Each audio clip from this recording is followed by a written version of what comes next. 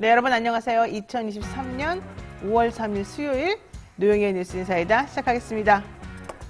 오늘도 또 한번 신나게 시작을 해보려고 하는데요. 우리가 월요일 날 노동절 때문에 좀 쉬었더니 아직 적응이 조금 안 되는 것 같아요, 느낌상. 우리 영친 여러분께서는 적응 잘하시리라 제가 이제 믿고요. 자, 오늘 방송 내용 알려드리겠습니다. 먼저 오늘 뉴스픽 원래 하는 시간인데 그 시간에 특별한 초대 손님을 모시고 이야기를 나눠볼 예정입니다.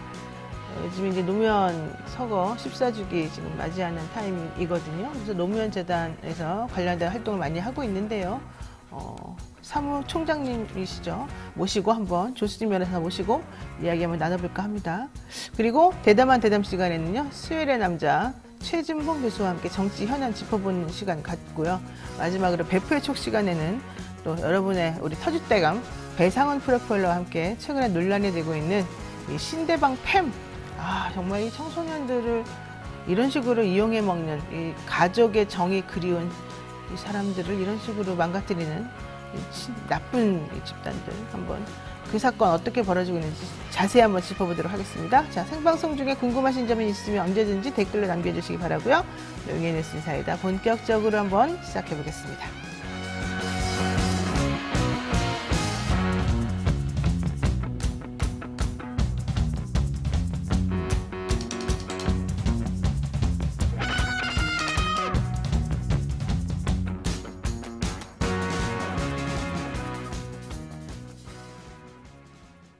네, 원래 이 순서는 여러분이 또 사랑하시는 우리 한동인 기자가 뉴스픽 전해드리는 시간인데요. 오늘은 한동인 기자 보내버렸습니다. 저리로 가라.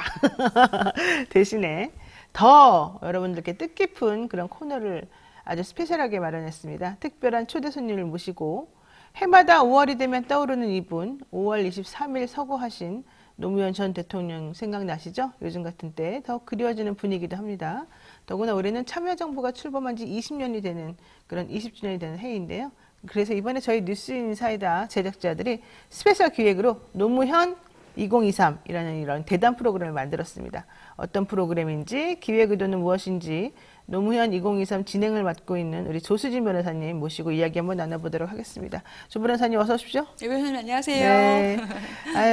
참 우리가 그전에는 자주 뵀었는데 네. 노무현 재단에서 이제 일하시게 되면서부터는 좀 소원해지긴 했어요.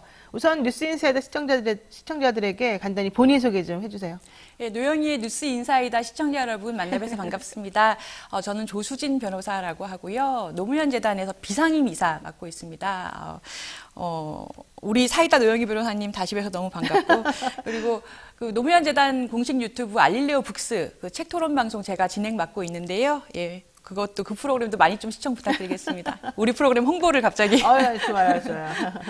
자, 그러니까 노무현 재단에서 지금 비상임 이사 네, 맡으시면서 정확하게 하신 일은 뭡니까? 그러면 그 재단에서는? 이사회가 있어요. 그 상임 이사분도 계신데 저는 이제 변호사업을 하면서 비상임 이사로 참여를 하고 있습니다. 그러니까 전체적인 뭐 이런 거를 다 총괄하시고 그 다음에 프로그램 책 관련된 프로그램 지금 맡아서 진행하고 계시고 노무현 재단도 유튜브 그 채널을 가지고 있는데요. 금요일마다 저희가 녹화 방송이긴 한데 그 시민분들이 깨시민분들이 꼭 읽으셔야 되는 책을 선정을 해서 유시민 작가님 메인으로 매번 출연하시고 그 작가님이라든가 뭐 이제 번역자님이라든가 모시고 저희가 책 토론 방송을 하고 있습니다. 좋네요, 아주. 자, 어쨌든 알찬 그 어디에 있는 거죠, 노무현 재단이 지금 그 사무실이?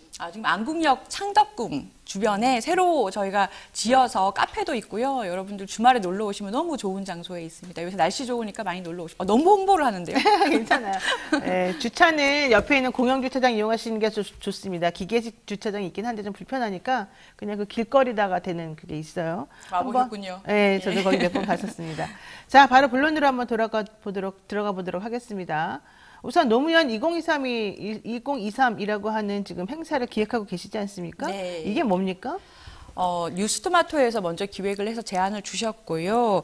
올해가 참여정부가 2003년에 출범을 하고 20년이 되는 해고 2023년이고 또 오는 5월에 23일이 서거하신 지 14주기가 되는 때예요. 그래서 노무현 대통령의 어떠한 그 당시의 생각들 어떠한 단면들을 지금에 와서 지금의 현실에서 벌어지고 있는 일들을 네. 다시 한번 노무현 정신으로 해석해 본다면 어떨까라는 것으로 기획을 했고요. 총 4부작이고 생방송 토크쇼예요. 그래서 제가 사회를 보고 2명의 게스트들을 각 편마다 모셔서 다음 주부터 해서 총 4번의 생방송 토크쇼를 진행을 하는 기획입니다. 그렇군요. 여기 지금 보니까 아니 조영용님께서 국민의힘 조수진인 줄 알았더니 아니군요. 조수진 변호사님 죄송합니다. 이러시고. 그런 분들 많으세요. 그러니까 이름이 똑같아가지고 네. 예, 국민의힘 최고위원인 줄 아시고 그랬네요. 써니님 똑똑한 변호사 여자 변호사님 똑변녀 조수진 이렇게 아이고, 또 말씀하시고 감사합니다. 섬소년님께서는 근무하다 말고 시청 앞에 나갔던 일이 다시 생각납니다.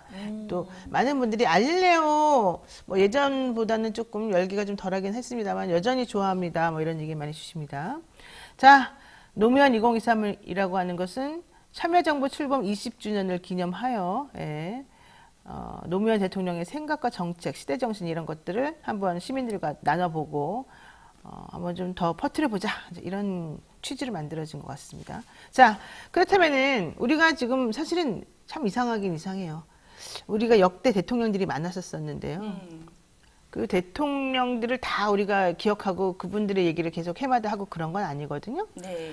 근데 제가 여기를 가도 이번에 지금 노무현 순례길 뭐 이런 것도 하고 행사가 되게 다양하게 많이 있는데 그렇게 굳이 노무현 대통령을 해마다 꼭 생각하고 노무현 정신을 기리자 뭐 이런 얘기를 해마다 하게 되는 이유가 도대체 뭘지 무엇이 노무현 대통령을 다시금 우리들에게 조명하게 만드는지 요걸 좀 대답해 주시면 좋겠습니다.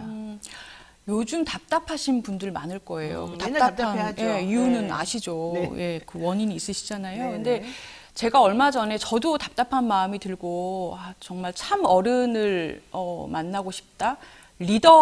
진정한 리더를 좀 다시 뵙고 싶다 이런 생각이 좀 저절로 드는 때더라고요. 그래서 최근에 독도 관련해서 노무현 대통령께서 연설하셨던 동영상이 유튜브에 있길래 다시 가서 봤는데 네. 이게 굉장히 옛날 영상인데 최근 2주 전에도 댓글을 다셨더라고요. 그립다. 요즘에 더 뵙고 싶다. 대통령께서 69시간 근로제를 들고 이제 말씀하셨을 때 이게 80년대로 퇴행하는 건가 했는데 최근에 미국에서 보여주신 뭐 어떤 냉전 시대에 할 법한 미국과 우리가 완전히 이해관계가 동일하다는 식의 외교라든지 이런 게 70년대로 회귀를 하는 건가 이런 느낌들 많이 받으셨잖아요. 그래서 우리한테도 이렇게 좀 멋진 대통령이 있었던 때가 있었지라는 생각이 들다 보니까 노무현 대통령, 치열했던 대통령 좀 더 많이 또 찾으시게 되는 것 같아요. 저는 노무현 대통령은 참 한편으로는 안타깝고 한편으로는 존경스럽고 한편으로는 많이 억울하고 그래요. 노무현 대통령은 사실은 되게 선지자적인 시각을 가지고 개인적인 이익이나 뭐 인기 이런 거에 영합하지 않고 옳은 게 무엇인지에 대한 본인의 확고한 신념을 가지고 다른 사람들보다 원래 보통 반발짝만 앞서가면 사람들이 이해한다 그러는데 이제 내가 보기엔 2발짝 이상 앞서가가지고 많이 또 그 저항에 부딪히고 그랬던 걸로 지금 기억을 해서 참 크고 우리나라에서 몇 안 되는 훌륭한 지도자 중에 한 분이었는데 안타깝게 되었구나. 이런 생각 제가 안 할 수가 없는 상황이고 우리 종 씨라는 것도 여러분 기억해 주십시오. 자, 지금 이제 좀 전에 조수진 변호사님이 요즘 힘들지 않겠느냐, 뭐 쉬운 일이 없다, 속상한 일이 많더라 이렇게 말씀하시면서 그럴수록 더 노무현 대통령을 생각하게 되고 또 조명하게 된다 이제 이런 얘기를 했는데요. 지금 윤석열 대통령이 이제 1년이 아직 안 됐습니다. 5월 네. 10일이면 되겠지만 어떻게 보십니까? 노무현 대통령 때 하고 지금하고 내지는 우리 대통령 앞으로 어떻게 해야지 좀 됐겠다 이런 생각을 해본다면? 일단은 불통의 정치를 먼저 좀 푸셔야 되지 않겠나. 네. 그게 제일 급한 것 같아요. 불통. 사실 정치권에 훌륭하신 분들이 많은데 여야가 어떻게 하면 협치를 할 것인가에 대해서 조금 더 고민하셔야 되는데 그렇죠. 저희 노무현 2030 기획에서도 첫 번째 다루려고 하는 게 대연정 제안하셨던 장면이거든요. 맞아요. 예, 대연정을 제안할 정도의 여야 협치를 위해서는 뭐든지 내놓을 수 있다라는 자세로 지금의 국면을 해결하려고 하셔야 되는 게 아닌가 이런 생각이 그렇죠. 드네요. 자, 지금 제일 안 되는 게 우리 대통령의 불통이기도 하고 연정은커녕 아직까지 야당 당대표도 안 만나고 있습니다. 그래서 좀 치사하게 또 원내대표는 만나자. 뭡니까 도대체. 게다가 외교 정책, 독도 문제야 뭐 말할 것도 없고 일본하고 미국에 행하고 있는 이런 굴종적으로 보이는 이런 외교 정책 우리는 좀 이해할 수 없는 또 진짜 실익도 없는 그런 행동하시는 거 보고 깜짝 놀랐고 또 독도 연설 독도 노무현 대통령의 독도 연설과 비교해 보면은 그냥 독도를 통째로 갖다 바치는 거 아니냐 이런 걱정하게 만드는 맞습니다. 그런 상황 정말 우리들이 이렇게까지 나라를 걱정해야 되는지 몰랐습니다. 자, 다시 한번 노무현 대통령이 어떤 사람이었는지 생각하는 계기를 이번에 마련했는데요. 조 변호사는 개인적으로 노 전 대통령하고는 무슨 관계가 있어요? 인연이 있어요? 아니요, 개인적으로는 없었고, 그때는 저도 이제 국민의 한 사람으로 지켜봤던 거고요. 근데 뒤늦게 제가 노무현 재단에 이제 뭐, 비상임이사가 많지는 않거든요. 당연히 이사회가 이렇게 몇 분 정도 계신데, 비상임이사까지 맡게 된 인연이 사실은 그 당시에 아까도 좀 미안한 감정, 뭐 이렇게 좀 애틋한 네. 감정 얘기를 하셨는데 40대, 50대가 다 그런 감정인 것 같아요. 그날 서거하셨던 날에 그 충격을 잊을 수가 없고 주말이었잖아요. 충격이었어요, 우리 다. 우리 전부 다. 정말 일어나니까 전화가 열 몇 통이 와 있고 전부 다 너무 놀라서 친구들끼리 저도 사실 지금 이 방송을 사부작을 대연정, 독도 문제 그리고 진보 언론과 대통령의 관계 그리고 대통령론 어떤 대통령이었나라는 사부작을 토크쇼를 준비하면서 예전 영상들을 보니까 눈물이 좀 나더라고요. 근데 감정이 어떠냐면 그때 왜 내가 이렇게 팔짱 끼고 가만히 있었지? 아 정말 미안하다. 도와드렸어야 되는데 네. 의견을 뭐라도 내고 얘기를 했어야 되는데 그분 혼자 감당하게 그냥 뒀구나. 그래서 이제라도 이사직을 맡게 된 게 저는 어떤 좀 그때 못했던 거를 또 떨치는 계기가 되는군요. 그렇죠. 하라는 기회가 아닌가 이런 생각하고 있어요. 그래서 이번 방송 제안 왔을 때도 아 뭐라도 해야겠다. 5월인데 예, 그런 생각으로 출연하게 됐습니다. 네, 노무현 대통령 생각하면 지몬미가 항상 따라붙죠. 지켜주지 못해 미안해 이런 얘기가 그때 대통령을 중심으로 많은 분들이 정말로 이구동성으로 한 마음으로 안타까워하고 미안해하고 그랬던 게 생각이 납니다. 자, 이번에 이제 4번에 걸쳐서 이런 그 행사를 하시게 되잖아요. 네. 자, 기획안을 보게 되니까 각각 주제가 있어요. 1회는 뭐 연합 이런 얘기인 것 같고 3회는 진보 언론 뭐 이런 얘기인 것 같고 2회는 독도 관련된 내용입니까? 자, 네. 어떤 내용이 있는지 어떤 분들이 출연하시는지 잠깐만 얘기 좀 해주실까요? 예, 지금까지 노무현 대통령 관련해서 뭐 큰 주제는 여러 번 다뤄진 것 같아요. 그래서 이번에는 각각의 편마다 노무현 재단에서 후원하고 제공하는 대통령의 사료, 동영상을 보실 수 있을 거예요. 네. 뭐 연설 장면이라든지 이런 걸 좀 풍부하게 지금 저희 작가님이 열심히 찾고 계시고요. 재미있고 또 좀 새로운 영상을 보신 뒤에 각각의 편마다 주제가 있는데 첫 번째 편에서는 정치를 좀 다뤄볼 거예요. 대연정을 제안하셨던 정치. 예, 그 당시 상황과 어떤 심정으로 어떤 의미로 했는가 즉 연합정치 부분을 네. 다뤄볼 텐데 천호선 노무현재단 이사 이탄희 더불어민주당 의원이 출연하시고요.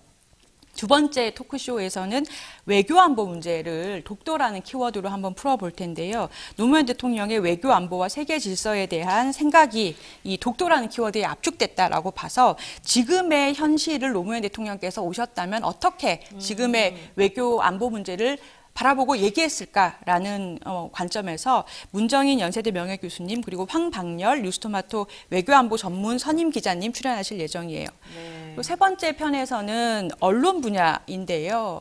조중동을 다루는 것이 아니라 진보 언론과 진보 정부는 어떤 관계였어야 하고 그 당시에는 왜 관계가 그러했는가를 네. 지금에 와서 그러면 어떤가 라는 관점에서 볼 거예요. 한겨레 기자를 지낸 김성재 전 한국언론진흥재단 이사님 그리고 정준희 여러분들 좋아하시죠? 한양대 견임교수님 출연하실 예정이고요. 마지막 편은 대통령학이라는 말이 노무현 대통령 때문에 생겼다라고 하더라고요. 그러니까 대통령이 어떤 일을 했어야 되는가 그리고 노무현 대통령이 한국 대통령학의 창시자다라는 게 어떤 의미인가 네. 대통령이란 무엇인가를 한번 살펴보려고 하고요.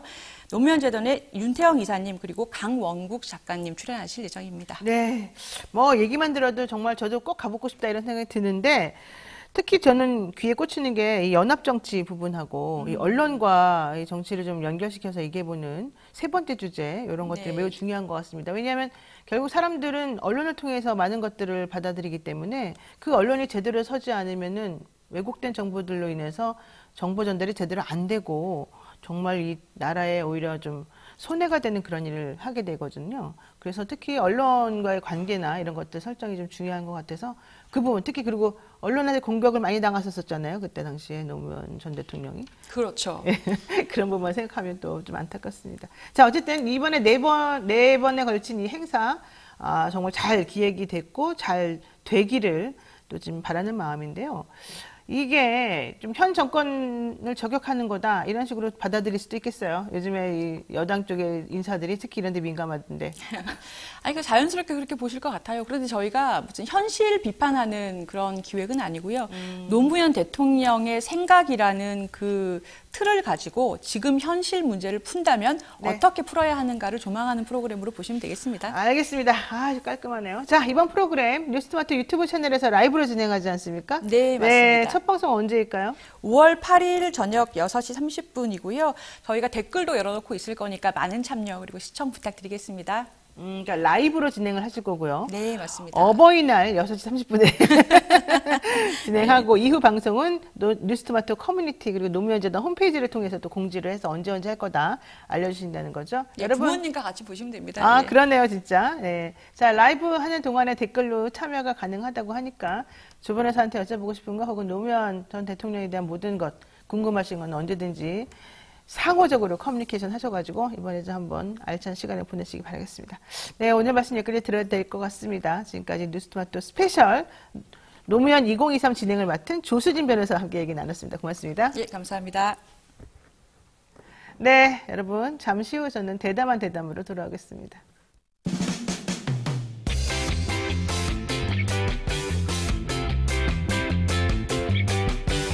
여러분은 지금 노영희의 뉴스인사이다와 함께하고 계십니다.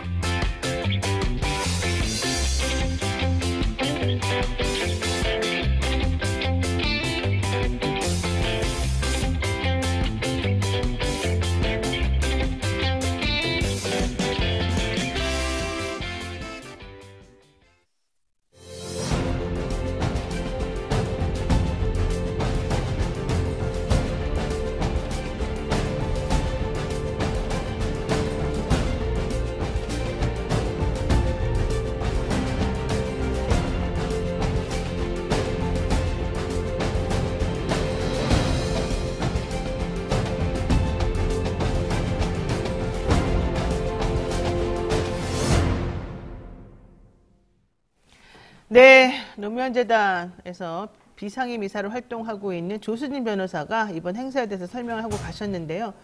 이상렬님께서 무려 10만 원이나 후원을 해주시면서 노무현재단 파이팅을 외치셨습니다. 사실 그 당시에 우리가 그 돼지 저금통, 그 저금통으로 정말 서민들이 한 푼 두 푼 모아가지고 노무현 전 대통령 정치 기반도 없으시고 솔직히 주류도 아니었던 그 사람을 대통령까지 만들었었지 않습니까? 희망되지. 생각을 해보면 참 그때 기적이었던 것 같아요. 자, 이분이 안타까운 선택을 하시고 안타깝게 됐지만 그분을 기리는 마음들이 이렇게 크고 깊고 앞으로도 계속될 것 같다는 그런 생각이 좀 들었습니다. 이상열님 감사드립니다. 자, 노영희 뉴스 인사이드 함께하고 계시는데요. 하루도 조용할 날 없는 정치권 속에서 열불 나는 여러분들을 위해서 대신 이분이 대신해서 화를 내줍니다. 열받을수록 발음이 정확해지는 남자. 시사계의 촌철살인 래퍼죠. 랩진봉. 최진봉 교수님 모셨습니다. 어서 오십시오. 안녕하십니까. 반갑습니다. 얼굴이 점점 안 좋아지네요. 근데 뭔가 좀 시커매지고 시커먼스 이런 게 있었는데 옛날에. 그러니까 건강 관리를 해야 된다고요. 저한테 화를 내세요. 부인한테 얘기를 하세요. 제가 뭐 어떻게 한다고 지금 저한테 이러시는 거예요. 자, 어쨌든 네. 부럽습니다. 뭐가 자, 윤 대통령이 어제 예. 대통령 출입 기자들하고 이제 뭐 1년 된 걸 기념해서 아마도 자리를 마련한 것 같습니다. 야, 내가 잘못한 것도 많았지만 예쁘게 봐줘라. 이게 이제 핵심이었던 것 같은데 어떻게 보셨어요? 아니 뭐 잘못한 게 대부분이잖아요. 아니 뭘 어제 예쁘게 봐. 인정했잖아요. 본인이 나 미안하다 잘못한 거 많은데 네. 인정했다. 아니 그러니까 인정을 했는데 네. 지금도 제가 볼 때는 겉으로 그렇게 얘기하지만 잘한 것도 많다는 게 방점이 있지 않나는 생각이 들어요. 왜 이렇게 비판만 하냐. 아니 근데 지금 국민들이 비판하는 이유를 잘 몰라. 그 왜 부분은 그러지? 몰라. 아니 자각이 안 되시나 잘? 그런가 봐요. 왜 그래? 뭐 이해가 안 되고 그래서 아니 잘한 것도 있는데 왜 비판만 하냐 그러면 안 되고 이렇게 비판이 높고 지지율이 낮을 때는 본인이 왜 지지율이 낮고 비판을 받는지를 돌아봐야 돼요 스스로를. 돌아봤어요. 니네가 나쁘다. 그게 나는 뭐냐고. 괜찮은데 나는 말이 돼? 괜찮은데 너네가 나의 숭고한 뜻을 이해하지 못하고 이해력이 나빠서 이러는 거 아니겠니? 이렇게 얘기하잖아요 우리한테. 그러니까 어처구니가 없는 거죠. 이게 말이 됩니까 지금? 아니 본인이 잘못한 거 생각도 안 하고 아니 그리고요 제가 볼 때 본인이 말을 보세요. 지지율이 1%가 되더라도 본인이 하고 싶은 일을 하겠다잖아요. 그건 국민의 의견을 무시하겠다는 거예요. 나 그래서 그 말을 들어줘 보고 싶어. 뭐라고? 1%만 만들어 보고 싶어. 대통령 원하잖아요. 1% 나와도 어쩌고저쩌고. 아니, 그러니까 잘한 것도 있다고 얘기하면 안 되는 거고 자기는 뭐 욕을 먹더라도 하겠다 이렇게 얘기를 해야지. 그렇게 얘기하세요 그러면 계속. 아니 국민들이 싫어하는 걸 대통령이 하면 돼요? 아니 대통령이 무슨 자기 거야 나라가? 아니잖아요. 위임받아서 권력을 국민들이 위임해 준 거고 국민 뜻에 맞게 잘 운영하라고 한 거잖아. 근데 그 권력을 위임해 준 국민들이 아 이건 아니다 이렇게 얘기할 때는 바꿔야 되잖아요. 뭐 자기 거냐고 왜 그래요 진짜.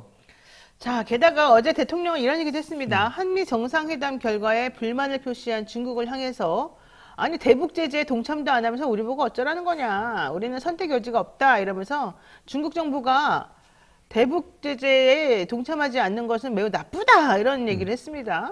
뭡니까 이거 도대체. 그러니까 이것도 이런 거죠. 자기들이 그러니까 윤석열 대통령 입장에서 본인이 뭐 핵 막 얘기하고 핵 공유해야 된다고 얘기하고 막 강경한 나가고 막 그러잖아요. 핵 잠수함 우리나라에 불러들이고 막 이러잖아요. 네. 그래서 한반도 긴장을 고조하니까 불안이 고조가 되고 그래서 불만이 생기는 것에 대해서 누구한테 지금 책임을 떠넘기는 거예요? 중국한테. 그 중국과의 관계가 계속 악화되고 있잖아요. 지금 양안 문제도 괜히 건드려가지고 그러니까요. 관계도 없는 거. 아니 그러니까 지금 이 문제도 그래요. 중국을 향해 중국이 지금 우리나라를 비판하니까 얘기하는 건데 중국이 비판하는 지점이 뭔지를 잘 봐야 돼요. 뭐 때문에 지적하는 거예요? 아니 아무런 관계도 없는 양안 문제를 왜 건드리냐는 거예요. 아니 우리나라 대통령이 다른 나라의 어떤 외교 갈등의 문제를 왜 지적을 하는 거예요? 대체 왜 지적질이야? 옛날에도 이란하고 뭐 사우디하고 사이가 좋네 안 좋네. 그러니까요. 말해가지고. 그런 얘기를 할 필요가 없다는 거예요. 제 말은.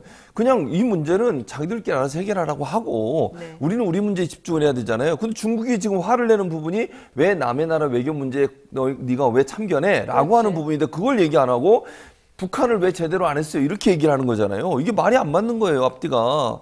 그러니까 지금 중국이 우리에 대해서 뭐 만약에 그렇게 가지 않았죠. 무역 제재를 하거나 또다시 한한령이 내려지거나 아니면 어떤 보복을 했을 경우에 거기에 대해서 중국의 책임이다라고 얘기하고 싶은 거잖아요. 결국. 네네. 근데 원인을 누가 제공했냐고요.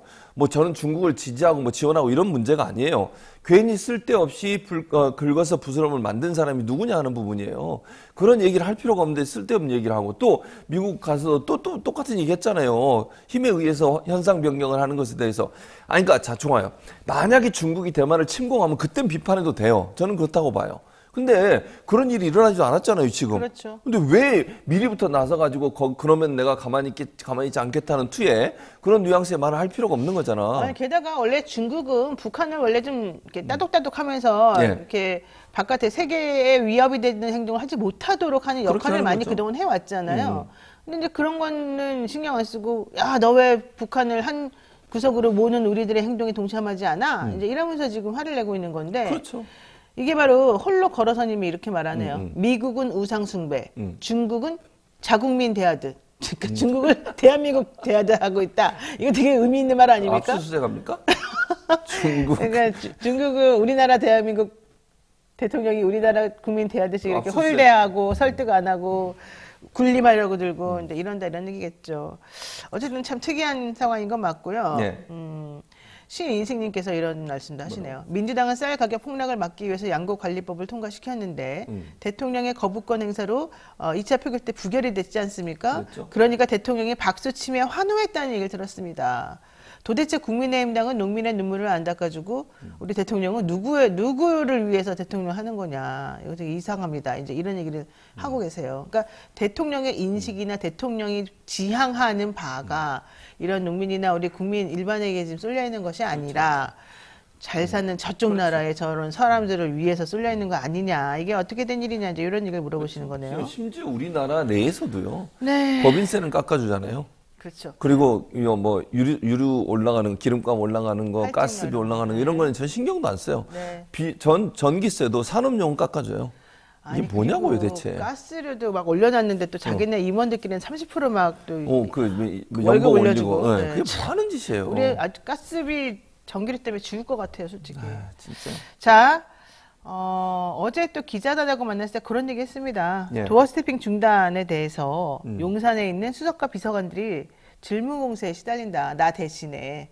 본인은 뭐 이미 습관이 되어서 새벽 5시에 일어난다. 이런 얘기까지 하면서. 믿을 수 있나? 근데 나는 살이 찌더라. 도어 스태핑 안 하니까 살이 찌더라. 잘 모르겠어요. 이게 이러면서 겉으로 보기에는. 이러면서 도어 스태핑이 없어졌지만 지금 우리 수석과 비서관 행정관들이 거의 꼭두 새벽부터 질문 공세에 시달린다더라. 그래서 뭐 어쩌라는 거예요?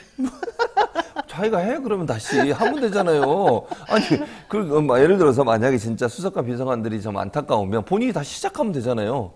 안 할 것 같아 근데. 왜 안 했을까요? 왜 안 할까요? 피곤하니까. 아침에 일찍 일어나야 된다잖아요. 5시에. 나도 피곤해. 본인은 일 안 되잖아요. 여전히. 그건 내가 알 수가 없잖아요. 지금 확인이 가능해? 나도 여기 올 때 피곤해요. 아침에 새벽에 일어나야 돼요 지금. 전화해서 물어보세요. 거짓말이냐? 사실이냐? 아니 노 변호사도 우리 동네 와보셨잖아요. 그 먼 데서 오느라고 얼마나 힘들겠어 내가. 그러니까 서울로 이사 오라고요. 왜 거기 살아요? 돈이 없어요. 어이가 없네 진짜. 자, 어쨌든 우리 대통령 기자들에게 미안하다 이런 취지를 말을 하면서 나 대신에 수석이나 행정관들이나 비서관들이 시달리고 있는데 계속 그 사람들 괴롭혀라 이런 취지로 얘기한 것으로 제가 나는 안 이해했습니다. 하겠다. 그렇지 나는 안 너는 한다. 자야 돼. 난 요즘 살이 찐다 아예 좀 행복해서 뭐 이런 얘기를 했단 말이죠. 네, 그 대통령을 위해서라면 밑에 있는 사람들이 자기네들이 대신 고생하겠다는 거 아니겠습니까? 대단해. 어처구니없네. 네. 자, 이진복 정무수석. 네. 야, 이거 진짜 어제 완전히 깨는 말이었는데. 네. 태영호 최고위원에게 공천을 걸어나면서 정책 옹호 발언을 요구했다. 이런 녹취록이 나왔잖아요. 근데 어쨌든 태 최고위원하고 이진복 수석은 그런 건 없다. 사실 무근이다. 이런 주장을 합니다. 말이 되나요? 말이 안 되죠. 그러니까 이게 사실 무근이라고 하면, 그러니까 제가 볼 때 만난 건 명확해요. 그건 두 사람 다 인정해요. 그리고 어디서 만났냐? 지금 정황상 봤을 때는 대통령실에서 만난 가능성이 높아요. 왜냐면 그 태용호 의원은 뭐라고 들어가자마자 이런 얘기를 들었다 얘기를 했고요. 나를 찾아와서라고 얘기했어요. 이진복 수석은. 그러면 결국 장소는 국회가 아니라 대통령실 있을 가능성이 높다. 용산이라는 거죠. 그렇죠. 그럼 저는 1차적으로 이런 질문을 던져봐야 돼. 이거 지금 언론에서 얘기 안 하고 있던데 노영희 의원은 잘 들어보세요. 왜 그러면 그 이유가 태용호 의원이 뭐라고 그랬습니까? 당선 인사를 하러 갔다 그랬어요. 당선 인사를 왜 최고위원이 정무수석한테 하죠? 그런 경우 보셨어요? 모르겠어요, 저는. 그런 경우 없어요, 거의. 그러니까 최고위원 당선된 사람이 일부러 대통령실까지 찾아가서 그 정무수석한테 인사를 하러 간다. 이게 저는 처음 들었어요, 이런 그러니까 얘기를. 원래 최고위원은 당원들이 뽑는 거 아니었어요? 그렇죠. 그러면 당원한테만 인사하면 되지 뭐 대통령 수석하고 왜 인사를 해요? 제 말이 그러니까 이게 이상하다는 거예요. 그것도 다른 최고위원은 가지도 않았어요. 이 태용호 수석만 간 거예요. 최고위원만. 그러니까 이게 이상하잖아요. 그런 일이 일어나는 것도 이상하고 왜 찾아간다는 데는 근본적인 질문을 저는 태용호 의원한테 던져야 된다고 생각해요. 거기까지도 좋다고 칩시다. 네. 워낙 인사성이 바르기 때문에 갔다. 뭔 소리예요? 그렇게 말도 안 칩시다. 돼. 그렇게 칩시다. 알았어. 100번 양보해서 칩시다. 못해. 이게 말이 됩니까? 자, 그 다음에 더 핵심적인 얘기를 해주세요. 내 유행어를 왜 쓰는 거예요? 100번 양보해서. 저는 원래 10,000번 양보해서 하는데 얘기하세요. 그 다음에. 그래서 네. 제가 볼 때는요. 이 태영호 의원이 여러 가지 여의도에 도는 소리가 있잖아요. 요즘 이건 그냥 설이에요. 설. 태영호 의원이 다음에는 파주로 나가야 된다. 뭐 이런 얘기가 돌아요. 지금. 파주는 지금 누가 하고 있는데요? 모르겠네 누군지. 근데요. 잘 몰라요. 관심 없어요. 알아보세요. 네. 어쨌든 그런데 왜냐면 자기 입장에서는 강남에 있으면 안전하잖아. 다음번에 또 당선될 수 있어요. 근데 만약에 자기한테 강남 파주는 그만두고 위험하네. 그러니까 파주로 가면 본인이 당선될 가능성이 높지 않잖아요. 그러니까 네. 불안감에 가지 않았나는 생각이 든다는 거예요. 제 말은. 그래서 그분은 한 번 더 할 생각을 하고 있네요. 제가 영원히 하고 싶어 하지 자기는 본인 마음은 윤후덕 그리고 박정. 둘 다 파주시 각각 민주당인데? 파주시 일인데 둘다 민주당인데 그러면? 민주당 의원인 것 그러네요. 같아요. 그러니까 민주당 아성에 가가지고 하려니 힘들겠지. 그렇지. 그러니까 강남에서. 강남이야. 사실은 국민의힘 공천만 받으면 당선될 가능성이 높은 거잖아요. 그렇죠. 그런 불안감이 저는 찾아가지 않았다는 생각이 들고 그래서 공천 얘기가 나올 가능성이 높다는 거예요. 제 말은. 그런 정황으로 봤을 때 태영호 의원이 먼저 꺼냈든 아니면 이진복 수석이 얘기했든 뭐 공천 얘기가 나왔을 가능성은 있다고 봐요. 그래서 태영호 의원이 그 얘기를 지금 전달한 거잖아요. 근데 둘 다 사실무근이라고 뭐 과장되게 표현했다고 그러는데 과장이라고 하는 것은요, 아예 없는 말을 만들어내는 건 아니에요. 있는 말을 좀 부풀리는 게 과장이라고 그러는 거잖아요. 공천이라는 단어가 여러 번 녹취록에 나와요. 그럼 공천이라는 말이 안 나왔으면 그 얘기를 꺼낼 이유가 없다라는 거예요, 제 말은. 네. 그래서 저는 사실에 가깝다고 보는 거예요. 네. 태영호 의원의 말이. 물론 본인이 좀 부풀려서 얘기할 수는 있겠지. 뭐 비서관들한테 우리가 열심히 해야 된다. 더 대통령을 옹이하고 보호해줘야 된다. 그래야 내가 공천 받을 수 있다. 이 얘기를 어필하기 위해서 얘기를 했을 수는 있지만 공천이나 말이 들어가지 않은데 공천 얘기를 꺼냈을 가능성은 없다고 봐요, 저는. 지금까지 중요한 게 이거예요. 어떻게 공천이라고 하는 것을 가지고서 이렇게 사람을 가지고 노느냐, 이렇게 협박 내지는 압력을 행사하냐, 이거 아니겠습니까? 사실 그렇죠. 태영호 의원이 누굴 믿겠어요? 북한에서 내려와가지고 지지 기반도 사실은 원래 없는 건데. 그러다 보니까 대통령실에 눈치만 볼 수밖에 없는 상황이었을 것이고, 이진복 수석이 당신 공천은 우리가 해결해 줄 수 있다. 좀 세게 나가라. 이러니까 너무 좋아가지고 그렇게 그때부터 한 것으로 지금 추정이 되는 거잖아요. 그렇게 의심이 되는 거죠. 예, 김기현 대표가 전당대회 기간 동안에 이런 안철수 후보로부터 이런 얘기를 들었습니다. 윤석열 대통령하고 공천 문제를 당신이 협의하겠는가? 당신이 당대표가 되면 이렇게 물으니까 김기현 대표가 당의 운영은 대통령과 같이 협의해서 하는 것입니다. 당 따로 그럼 대통령은 무인도에 살고 계시란 말입니까? 이렇게 물어봤어요. 이 얘기는 결과적으로는 대통령의 의중에 다 충실히 따라가지고 뭔가 그렇죠. 하겠다는 뜻이잖아요. 네, 그렇게 당대표의 가장 지금 해야 될 상황은 공천과 관련된 내용일 텐데 결과적으로는 윤석열 대통령이 공천에 개입하는 것을 나는 적극적으로 옹호한다, 지지한다, 뭐 이런 거 말한 거랑 똑같단 말이에요. 근데 이 말도 있었는데 정무수석이 다 현직 국회의원에게 너 최고위원 됐으니 스피커 아니야, 마이크 줬잖아, 빨리 나를 위해서 떠들어, 뭐 이런 얘기를 지금 했다는 거 보면 이건 대단한 거예요. 그러니까 대놓고 노골적으로 공천 개입을 하겠다고 또는 공천에 대통령실의 입김이 들어갈 수밖에 없다는 걸 김기현 대표도 그 당시 얘기한 거잖아요. 적극적으로 난 하겠다. 근데 이거는 법적으로 문제가 되는 거라니까요. 당연히. 법적 불법이에요. 그래서 박근혜 전 대통령이 네, 공천 2016년 개입해가지고. 총선 당시 공천 개입해가지고 처벌받았어요. 2년 네. 징역형 네, 2년 선고받았죠. 맞아요. 그리고 그 2년형을 선고받게 한 사람이 누구죠? 윤석열 대통령. 그러네요. 그때 수사했던 사람이. 그러네요. 네. 왜 수사하면서 나쁜 걸 배웠을까? 원래 군대도 맞으면서 나는 절대 안 그래야지 하고 그 다음에 때려요. 그러니까 이게 군대가 후임일 때는 맞으면서 정말 나쁘다. 나는 그러지 말아야. 그래놓고 자기가 고참이 되잖아. 그럼 또 똑같이 해. 때리는 시어머니 밑에 있던 며느리가 또 자기가 때리는 그런가? 시어머니가 되고 아버지 밑에서 폭력을 당한 사람이 또 폭력을 행사하고 그런 경우가 많아요. 심리적으로 그렇잖아요. 노예가 그럼요, 심리학 그럼요. 전공이죠. 네. 그리고 또 음. 변호사들이나 검사들이나 자신이 변호사는 자신의 의뢰인, 또 검사는 자신의 피의자, 피고 이런 사람들을 통해서 배웁니다. 그 수법이나 여러 가지 것들을. 뭐 이건 뭐 꼭 굳이 안 배워도 알겠지만 어쨌든 이렇게 체화되기도 하죠. 자, 어쨌든 그런 것들이 문제인 것 같은데 그럼에도 불구하고 이진복 수석은 공천 문제는 당에서 하는 거지 왜 여기서 대통령실에서 한다고 주장하냐? 태영호 미쳤냐? 이런 얘기예요. 태영호 미쳤냐는 제가 한 말입니다, 여러분. 자, 만약 공천 문제를 언급한 게 사실이라면 아까 말한 것처럼 박근혜 전 대통령 사건 때처럼 당연히 대통령에게까지 이거 좀 문제가 생길 수 있겠죠. 당연하죠. 그래야죠. 왜냐하면 전례가 있잖아요. 2016년에. 그렇기 때문에 만약에 대통령실에서 공천에 개입했다는 게 증거가 된다면 당연히 수사해서 처벌받아야죠. 더 그럴 가능성이 높았다고 생각하는 이유 중에 하나가 전광훈입니다. 전광훈 씨가 난 대통령실로부터 전화 받았다. 민주노총에 대항해서 해줄 수 있는 사람은 너밖에 없다. 이렇게 본인이 부추김을 당했다는 얘기잖아요. 근데 야당하고 언론은 아니다. 이렇게 말하면서도 전광훈 말을 고발하진 않았어요. 너 거짓말하고 허위사실 유포하니? 이렇게 하지도 않았고 명예훼손으로 뭐라고 하지도 않고 그렇죠. 그냥 아니다 이런 말만 하고 있어요. 뭡니까 이게 도대체? 왜냐하면 그럼 수사를 해야 되잖아. 그러니까 예를 들면 고발을 하면 사실관계 확인을 해야 될 거 아니에요. 그러면 정광훈이 했던 말이 맞는지 안 맞는지를 확인하다 보면 그 진짜면 어떻게 할 거야? 그러니까 진짜로 드러날까 봐? 그렇지. 네. 그러니까 이게 만약에 진짜 사실이 아니면 고발을 했겠죠. 그러지 않겠습니까? 나는 정말 명백해. 나는 그런 얘기를 한 적이 없어. 그럼 고발 안 할 이유가 없어요. 고발을 하는 순간 수사가 들어가서 혹시나 이게 사실을 밝혀지면 더 큰 문제가 발생해. 그러니까요. 프로 고발러 대통령실이 그렇죠. 이런 문제에 대해서는 제가 볼 때 주로 김건희 여사를 건드리면 고발을 하더라고. 김 여사 이름만 안 집어넣으면 돼요? 그런 것 같던데? 넣지 마. 그러니까 열심히 해봐요, 오늘. 싫어요. 나는 안 넣어요. 그래서 김건희 여사 말을. 그러니까 김 여사 빼고 해봐요. 윤석열 대통령 그럼 되겠어요 지금? 이거 괜찮다는 거죠. 그렇죠. 괜찮다는 거지. 그러니까 이게 방송가에 떠도는 소문이 있습니다. 김 여사 이름을 언급하는 순간 X 안 B 돼요. 이 소리가 삐 난다는 처리를 거예요. 해주시기 바랍니다. 스스로 여기 삐 처리 돼요, 근데? 안 돼요. 아, 내가 진짜. 해줄게요. 한번 해봐요. 김건희 여사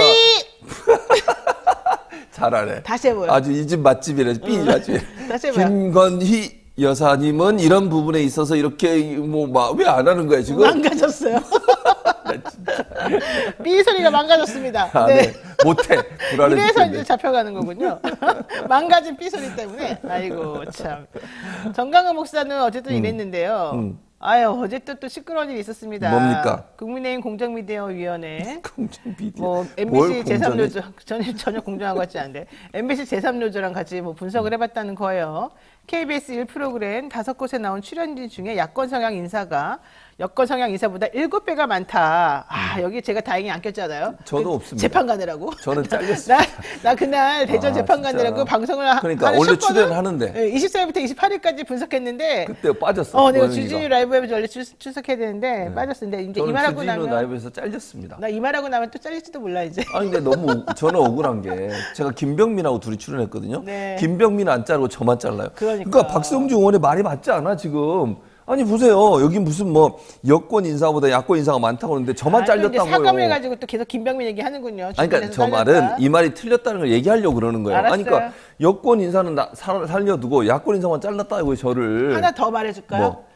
박진영 네, 박진영 민주연구원 있죠. 부원장 네, 있잖아요. 네, 네. 박진영 교수도 연합뉴스 TV 나갔는데 거기도 잘렸대요? 거기도 김병민하고 같이 했었대요. 잘렸대요 자기가. 봐, 이게 말이 안 맞잖아요. 지금 이거 박성중 의원은 자기들 편한 대로 해석을 하는 거예요? 그래서 아니 하나- 증인들이 있고 실제 당한 하나 사람이 여기서 있는데. 생각해 볼 건 있어요. 뭡니까? 역시 최고위원이 세다. 아. 본인은 최고위원이 아무것도 아니잖아. 아니죠, 저는. 아무것도 아니잖아. 그래서 잘렸군요. 그리고 시끄럽게만 KBS 나빠. 시끄럽게만 하니까 그러겠죠? KBS 나빠요. 이런 식으로 할 거예요, 진짜? 네, KBS 저는 문제가 그래서 있으니까? 수신료 거부 운동할 겁니다. 아유 사람이 쪼잔하면 역시 마찬가지입니다. 연합뉴스도 잘랐다니까요. 저는 연합뉴스는요 대선 기간 동안 잘렸습니다. 지지 선언했다고. 이재명 지지했다고 바로 잘려가지고 지금까지 복구를 못하. 보통 그렇게 말 지르고 철회도 잘하시는 분이 왜 철회를 안 하세요? 철회했는데 안 받아주더라고. 철회했거든요. 안 받아줘요. 그게 낙인이 찍혀가지고. 자 어쨌든 중요한 거 이거예요. 예. 자 이준석 전 대표가 나 방송 12년 패널했다. 내 말은 나름대로 좀 들어볼 가치가 있지 않겠냐를 말하면서 예. 이렇게 지금 만약에 그런 현상이 나타났다면 이거는 보수 진영 패널들이 주제에 따라 도망다니고 공천만 보고 개변을 했기 때문이고 예. 그런 식으로 하다 보니까 청취율이 안 나오면서 시장에서 도태되었기 때문이다 이런 얘기가 라디오든 뭐 텔레비전이든 시청률과 청취율을 먹고 사는 곳인데 그렇죠. 대부분. 그런 분들이 나와서 뭐라고 하면 청취율이 안 나와 시청률도 안 나고 채널이 돌아가 버리는 거예요. 그렇죠. 이러니까 그분들을 할 수가 없고 그래서 공여지책으로 바른 말하는 사람들을 패널로 출연시킬 수밖에 없었다. 이게 바로 이준석 대표의 얘기예요. 이준석 전 대표 이준석 얘기. 대표, 그건 이준석 대표 말이고요. 네. 저는 뭐 그렇게 보지 않고. 아, 그건 아니에요? 그러니까 기본적으로 박성중 의원이나 이런 제3노조의 주장이 저는 잘못됐다고 생각하는 게 뭐냐면 이게 특정 기관을 뽑아가지고 그것도 뉴스 브리핑하는 사람들 전부 야권으로 기자들 뽑았어요. 야권을 뽑아 말이 안 그건 돼요. 아니에요. 그 사람들 뉴스- 다 여권이라니까. 내가 봤을 때. 그러니까요. 뉴스 브리핑하는 사람이 왜 그래? 아니 거기 보면 뭐 기자 출신들 이런 사람들 뉴스 브리핑만 하잖아요. 의견을 내는 게 아니잖아요. 거기는. 그러니까 뭐 나나 노영희 변호사 나가면 의견을 내니까 우리는 뭐 야권 편으로 분류될 수 있어요. 근데 뉴스 브리핑하는 사람까지 다 묶어가지고 그 사람들도 야권이다 이렇게 해버리면 숫자가 당연히 거기가 많지. 그러니까 뉴스 브리핑을 빼두지 그러면 그냥 그 어떤 논점에 대해서 서로 자기의 주장을 주장하는 양측이 나와서 그걸 비교를 해야지 뉴스 브리핑하는 사람은 왜 거기다 끼워넣어요. 아니 그리고 여론을 딱 보면은 우리 미디어 토마토에서도 맨날 여론조사 하지만 네. 65% 이상의 국민들이 다 부정적 평가를 하고 있는데 그러면 그거를 실제 반영해서 방송에서 패널이 나와서 구성을 해야 되는 거 아니에요? 그렇죠. 7대3으로 그러니까 구성하는 게 맞는 거 아니에요? 아니면 아, 100번 그렇게? 양보해서 6대3대1 이런 약간 중립적이고 왔다 갔다 하는 회색 분자들 하나 넣어놓고 최진봉 교수도 좀 그럴 때 있잖아요. 맨날 회색 분자처럼. 나를 어쨌든 완전히 그렇게 해놓고 맥이냐? 6대 3이니까 2대1 정도의 기준으로 해서 원래는 그런 좌편향적인 내지는 진보적 성향의 패널들도 많은 게 더 정상 아니에요? 아니 실제적으로 수학을 해봐 산수를. 산수를 아니 그렇긴 한데 그 여론 조사를 보면 근데 그러면 이제 또 공격의 빌미를 주는 거예요. 그렇게 얘기 못 하겠고. 그렇게 하면 안 되는 거예요? 네, 원래는 그러면 안 돼요. 그러니까 여야 이제 공정하게 몇 명. 근데 그럼 제가 물어볼게요. 지금 KBS, MBC만 얘기하는데 종편은 그러니까 거기 TV 가보셨어요? 혹시 TV선 채널에? 네. 진짜요. 맨날 제가 가잖아요. 4명이면 3대1이라니까 3대1. 3명이 보수가 한 근데 명이. 절대 얘기 안 하잖아요. 그 얘기 안 해요, 절대로. 네. 그리고 그런 거지, YTN도 진짜. 얼마나 이상하게 행동하는데 KBS, MBC 다 마찬가지예요. 그러니까 이분들은 사실은 정말 그래서는 아닌 것 같아요. 내가 봤을 때. 그렇죠. 게다가 이준석 전 대표 말에 의하면 김건희 여사 주제가 나오면은 보수 삐. 패널들이 절대 안 나간다는 거예요. 그렇죠. 삐 처리해야 되니까. 예. 그럼 바로 고소 들어와요. 제가 얘기했잖아요. 그러니까 이게 김건희 여사 건만 지금 보세요. 김건희 여사 건 관련해서 민주당 의원들 고소된 것만 볼까요? 장경태 그때 우상호. 뭐 조명 썼다고 네, 그랬죠. 네, 네. 그다음에 우상호. 근데 김우겸 의원도 되지 않았나요? 모르겠는데 네, 김우겸 네, 의원은 네. 어쨌든 김건희 여사 관련된 거 뭐만 문제만 제기하면 그걸로 바로 고발해요. 고소하고. 그러니까요. 그러니까 이준석 전 대표 말은 보수 패널들이 그 얘기하면 펑크를 낸대. 그러니까 물론 이준석 전 대표 말이에요. 섭외가 들어와서 방송 나가려고 하는데 주제가 뭐예요? 김건희 여사인데요. 그럼 나 안 나가요. 못 나가요. 이러고 안 나간다는 거야. 갑자기 아파. 네, 갑자기 아프고 갑자기 일 교통사고 생기고. 나고. 예. 저는 갑니다. 연락이 없네 근데. 근데 안 불러. 자, 특히 박성중 의원이 출연자들을 모두 전수조사하고 검증해서 민형사상의 모든 고발 조치를 끝까지 취하겠다 이렇게 말했습니다. 네, 진짜 언론 탄압이지. 아니 무슨 민형사상 처벌하겠다는 거예요? 진짜 예를 들어서 의견을 표현하는 건 저 변호사님이 잘 아실 거 아니에요. 개인의 의견을 표현하는데 민형사상 책임을 물을 수 있어요? 아니 제가 예를 들면 팩트를 전달하는데 문제가 있으면 그거는 문제를 제기할 수 있겠지. 허위사실 유포든 아니면 명예훼손 뭐 인신공격을 하거나 그게 아니라 자기 의사를 표현하는데 그럼 패널에 나와 자기 의사를 표현하지 뭐라고 얘기합니까? 윤석열 대통령 미국 갔다 온데 아무 성과 없다. 빈손이다. 그다음에 일본 가서 뒤통수 맞고 왔다. 이런 얘기 하는 게 뭐가 이게 명예훼손이에요? 명예훼손입니까? 사실이 말하면 안 된다는 거잖아요. 사실 적시한 명예훼손이야? 의견 제시잖아요. 의견 제시. 자, 다음 얘기 가겠습니다. 뭘 또 갑자기. 네. 박강원 원내대표가 선출이 됐습니다. 민주당에서. 네, 그렇습니다. 네. 윤석열 대통령, 야, 원내대표 만나시다 이랬단 말이죠. 네. 박강원 원내대표, 우리 당대표부터 먼저 만나시오 이랬어요. 맞아요. 네, 어떻게 생각하세요? 아, 이거? 당연히 그래야죠. 아니, 이게 갈라치기라니까요. 제가 볼 때는요, 대통령실에서 이재명 대표 왕따 시키려고 이러는 거예요. 너무 대놓고 이러는 거 아닙니까? 너무 좀 민망하게 모욕 주고 패싱하고 진짜. 이거는 뭡니까? 창피한 그러니까요. 그러니까 원내대표가 또 비명계로 분류가 되는 분이잖아요. 저는 이제 뭐 잘하길 바라는데 어쨌든 그런 상황이기 때문에 박강원 의원 불러가지고 원내대표만 불러가지고 얘기하는 거야. 대표는 패싱하고. 이거 일부러 이렇게 하는 거예요. 그러면서 이제 얘기하겠지. 자, 뭐 언론에 보수 언론도 이렇게 보도할 거예요. 만약 그 회담이 성사가 되면 뭐 피의자로 적시된 피의자로 지금 수사를 받고 있는 이재명 대표는 패싱하고 박강원은 불렀다. 이러면서 이재명 대표들 또 저격을 할 거 아니에요. 그렇죠. 그래서 박강원 의원이 저는 잘했다고 생각해요. 그래서 뭐라고 그랬습니까? 이거 이재명 잘했죠. 대표 먼저 네, 만나라. 네. 그게 먼저 순서지. 그렇죠. 대표가 있는데 왜 원내대표를 만납니까? 자, 좋아요. 자, 박강원 원내대표가 당대표 먼저 만나시오 잘했다고 합시다. 예. 자, 그러면 이제 앞으로 간호법, 김건희 특검법, 50억 클럽 특검법 지금 대통령이 거부권 행사할 것으로 지금 얘기되는 법안들이에요. 박강원 원내대표가 이런 부분에 대해서 잘할까요? 제가 볼 때 뭐 잘 하길 바랍니다. 뭐 잘 모르겠어요. 잘 하길 솔직히 바란다? 저는 지금 상황에서 박강원 원내대표가 잘할 거냐 이거 단정적으로 모르겠어요. 그러니까 한마디로 저는 잘 모르겠습니다. 그분이 예전에 보여줬던 태도를 보면 잘할 좀 의문이 들긴 해요. 그러나 본인은 지금은 이제 비명, 친명 이런 문제가 아니고 원내대표예요.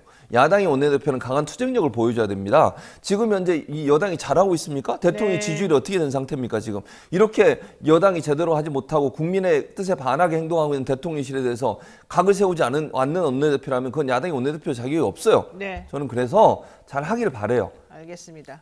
송영길 전 대표, 검찰이 왜 날 안 부르냐? 나 망신만 주지 말고 정정당당히 내가 나가서 수사 받을 테니까 소환해라. 안 하면 내가 직접 나가겠다 이러고 갔지만 결국은 못 만났어요. 네. 네, 서울중앙지검에 자진 출석했으나 당신은 내가 오늘 조사할 계획이 없어 가시오. 이래서 돌려보냈단 말이죠. 그렇죠. 여당에서는 야 그럴 줄 알고 네가 일부러 쇼한 거다 이런 얘기 합니다. 어떻게 보십니까? 그러니까 쇼라는 개념보다는 저는 국민 앞에 명백하게 이번 사안의 성격을 그러니까 규정했다고 생각해요. 송영길 전 대표가 했던 말 중에 우리가 관심 갖고 와야 되니까 노영희 변호사가 있으니까 제가 또 물어보기도 할 텐데 이 얘기였어요. 이정근 전 사무부총장의 개인 비리로 수사를 하다가 녹취록이 발견됐고 그 녹취록을 가지고 이건 별건 수사를 해서 돈봉투 네. 사건까지 온 거다. 이거 맞습니까? 그 주장이? 어떻습니까? 저는 노코멘트 합니다. 그럼 어쨌든 그 점을 그건 주장했어요. 아니죠. 사실은 송영길 대표처럼 생각하는 가능성이 매우 높죠. 예. 예, 근데 별건 그게 수사한 경우 많아요. 재판부에 가서 그게 그 뭐라 그러죠? 불법적으로 증거를 수집했다고 주장할 수 있나요? 그러니까 별건 수사에 의해서 취득한 증거를 네, 네. 원래 이쪽에 있는 본건 수사의 증거를 사용할 수 있느냐 없느냐의 그러니까요. 문제인데 네, 네. 우리가 지금 사실 별건 수사에 의한 증거를 하고 있잖아요. 하고 있어요. 그러니까 아무튼 어제 그 얘기를 했어요. 그래서 그게 이제 의도적으로 그렇게 한 게 아니냐는 주장을 하는 거예요. 그리고 그래 그 말이 맞는 게 네, 네. 송영길 전 대표 집에 압수수색 했었잖아요. 네. 사실은 송 대표는 21년도 사건이니까 오래되기도 했지만 프랑스 간다고 짐 다 싸갖고 이미 갔어요. 그렇죠. 그리고 갑자기 돌아오는 바람에 또 제대로 들고 오지도 못했어요. 근데 거기 그런데 그 집에 가서 압수수색을 압수수색을 했어요. 그럼 뭘 뭘 찾는 거예요? 찾겠다는 그렇죠. 거예요? 이 2021년도 돈봉투 관련된 내용을 찾는 게 아니라는 게 정설이에요. 그렇죠. 이건 별건으로 뭔가 찾으려나 보다. 그럼 그런 것들은 그 목적이 너무 분명한데. 그러면 증거로 채택이 그걸 안 증거를 되는 거죠. 채택하면 되겠어요, 안 되겠어요? 안 되죠. 안 되겠죠. 그렇죠. 하지만 증거를 채택할 가능성이 있다는 거죠. 웃기는 거네 진짜. 네. 재판부가 왜 그래요? 네, 재판부들이 좀 그래요. 어쨌든 그래서 송영길 전 대표는 그 부분을 지적한 거예요. 이건 별건 수사다. 그렇죠. 증거로서의 합법성이 없다라고 얘기를 했고 주변에 있는 사람들을 별건 수사로 계속 턴다는 거 아닙니까? 지금 네. 물론 송영길 전 대표 주장이에요. 이거는 네. 본인이 알고 있는 사람들 다 좀 수사하고 압수수색해가지고 거기에 나온 자료 가지고 다른 걸로 계속 압박을 한다는 거잖아요. 그렇죠. 인정하라고. 네. 그렇다고 하면 만약 그게 사실이라면 검찰이 정치적 수사를 하는 거라고 보여지고요. 맞습니다. 그래서 이 부분은 이제 송영길 대표가 그 부분을 얘기하고 싶었던 것 같아요. 기회가 없잖아요, 지금. 그러니까 검찰에 가서 모든 언론들이 집중된 상황에서 그 얘기를 해서 본인이 지금 이 사건을 어떻게 보고 있고 네. 또 그다음에 일방적으로 검찰의 주장만 계속 보도가 되고 있는데 거기에 대한 반론을 제기할 수 있는 기회를 가졌다는 점 그렇죠. 이런 점들이 의미가 있다고 봅니다. 진짜 이렇게 막 우리도 정말로 그런 퍼포먼스를 하면서까지 본인의 의견을 내세우지 않으면 검찰하고 대적할 수가 없군요. 그러니까.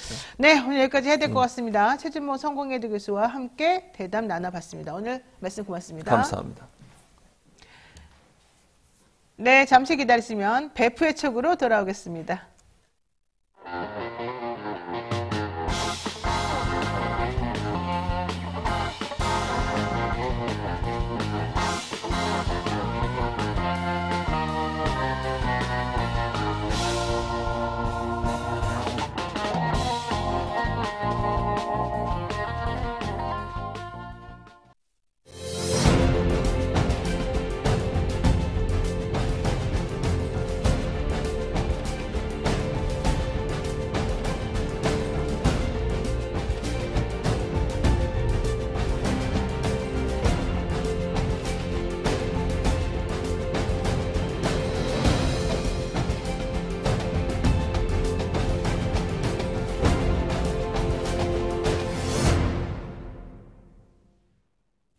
네, 한 주 동안 떠들썩했던 사건, 사고들을 짚어보는 그런 시간입니다. 베프의 촉 시간인데요.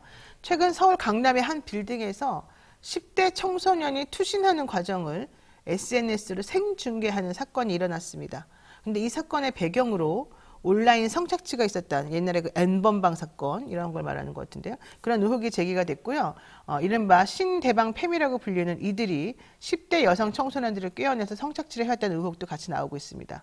자, 이게 제2의 N번방 사건으로 번질 수 있다는 우려도 있는데 관련해서 자세한 사항을 이야기 나눠보도록 하겠습니다. 자, 첫 화면 초기호는 배상훈 프로파일러 모셨습니다. 어서 오십시오. 안녕하세요. 네. 우선 저는 사실 저 기사 보고 참 놀랬었어요. 어떻게 그러니까 극단적 선택을 하는 모습을 모든 사람들한테 이렇게 보여주면서 라이브로.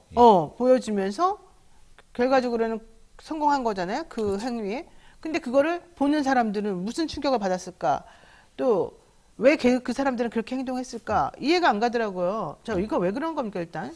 그래서 이제 특정한 어떤 집단 혹은 사람들이 이거를 이제 심리적으로 유도하고 있는 것이 의심된다라고 해서 동작경찰서, 지금 강남경찰서에서 10대 청소년이 한 명이 아니라 3명입니다. 그래요. 그 이전에 2명이 더 있었고, 그러니까 근데 저 추적해 본 바에 의하면 동작경찰서가 이제 입건을 했습니다. 4명을 입건을 했는데 2019년부터 지속적으로 여러 가지 증거가 나타난다. 이렇게 돼서 그들을 신대방 팸 혹은 뭐 관악 팸 뭐 이렇게 부르는데 이게 이제 말하자면 어떤 지역의 가출 팸 붙여갖고 이렇게 부르는 거거든요. 그러니까 관악이나 신대방에서 예. 신대방 그 근처에서 지역에서 그 자기네끼리 이제 패밀리라고 해서 패밀리처럼 그냥 예. 돌봐주고 돌보는 뭐 돌봄을 당하는 이런 관계를 형성해서 그렇죠. 심리적으로 도망가지 못하도록 하고 그들에게 어떤 영향력을 행사한다. 성착취, 마약, 폭력, 성범죄까지 다 포함하는 아이고. 특정한 뭐 빌라의 지하라든가 아니면 뭐 옛날 폐 모텔이라든가 어떤 형태든 그런 공간에서 온라인에서 이런 주로 10대 후반에서 20대 초반에 그 이제 사람들이 모여갖고 이런 어떤 느슨한 형태의 뭐 저는 이제 링범죄라고 표현을 하는데 링이라는 집단을 구성하고 있다. 이것이 이 동족경찰서가 지금 수사하고 있는 내용입니다. 그러니까 이들이 이제 자기네끼리 가출 청소년들끼리 모여서 가출 팸을 형성을 하죠. 신대방 팸, 뭐 관악 팸 네. 이런 식으로. 그리고 범행을 모의를 하는데 뭐 성착취 이런 거는 뭐 당연한 거고 이렇게 지금 우울증을 겪고 있는 10대 여학생을 타겟으로 범행 대상으로 삼아가지고 그들을 텔레그램 등으로 유도를 해서 원격으로 범죄를 하게끔 만든다 이런 얘기잖아요. 그렇죠. 그리고 그것을 다크웹처럼 예. 그러니까 사진을 찍어가지고 동영상을 찍고 사진을 찍어서 유통을 시키고 돈을 벌기도 하고 오프라인으로 그들을 유도해 갖고 직접 성범죄를 하거나 아니면 여러 가지 성범죄에 이게 연결되게끔 하는 다양한. 그래서 이제 엠번방 사건은 실제로 지금 이 형태의 일종의 하나의 부분. 그러니까 조주빈 엠번방 사건은 그것의 일종의 표현형 정도로 생각하시면 됩니다.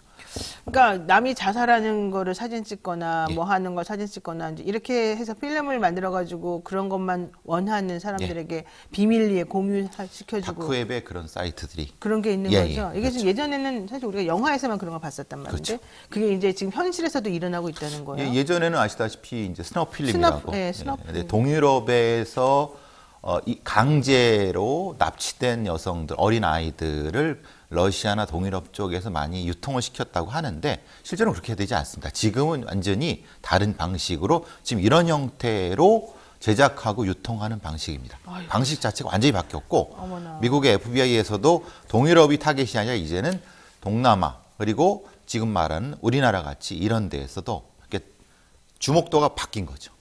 그러니까 이제 이게 이런 식으로 안 하려고 그러니까 그렇게 극단적인 행동을 하지 않는 애들은 그렇게 유도를 또 했다는 거잖아요. 예. 예컨대 성추행 같은 걸 해가지고 수치심을 느끼게 만들고 그리고 실제로 이거 왜 우울증 갤러리라고 있냐면 울겔 이렇게 하느냐면 뭐 거기에 파생된 것도 있지만은 마치 자기가 자기도 똑같은 우울증을 겪고 있는 여성 청소년인 것처럼 위장을 합니다. 아 실제는 안 그래요. 네, 실제는 뭐 20대 후반의 남성일 수도 있고 10대 후반의 남성일 수도 있고 아니면 두 사람이 복합된 캐릭터일 수도 있고 그래서 여러 돌아가면서 조언이란 것을 해주면서 우리는 같은 어떤 그 증상을 가지고 있는 사람들이야.